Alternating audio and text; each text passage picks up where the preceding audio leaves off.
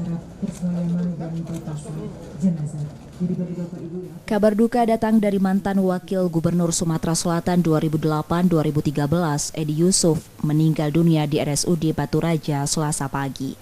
Sorenya jenazah almarhum tiba di rumah duka di kawasan Talang Kelapa untuk disemayamkan dan disolatkan. Pemberangkatan almarhum berlangsung dalam upacara kedinasan dipimpin Wakil Gubernur Sumatera Selatan Mawardi Yahya. Edi Yusuf lahir pada 4 Desember 1955.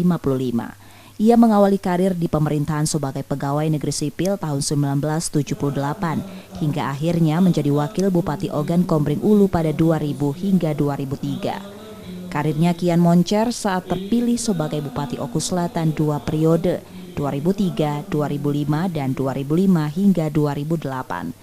Edi mencapai puncak karir politik pada Pilkada Sumsel 2008 saat terpilih menjadi wakil gubernur berpasangan dengan Alex Nurdin.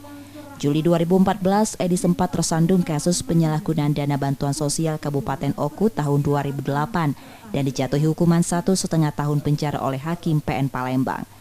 Wagub Mawardi Yahya menerangkan selama hidupnya almarhum memiliki kontribusi besar untuk pembangunan di Sumsel khususnya Kabupaten Oku.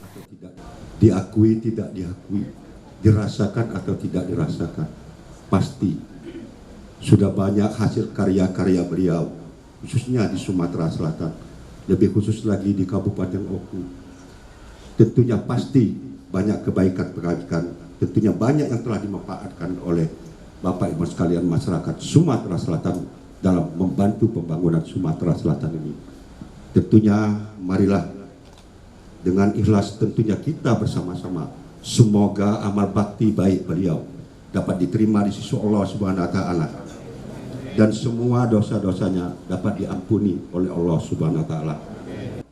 Almarhum Edi Yusuf meninggalkan seorang istri dan 3 orang anak. Almarhum dikebumikan di TPU Puncak Sekuning Palembang. Rizky Nurmizan, Kompas TV, Palembang, Sumatera Selatan.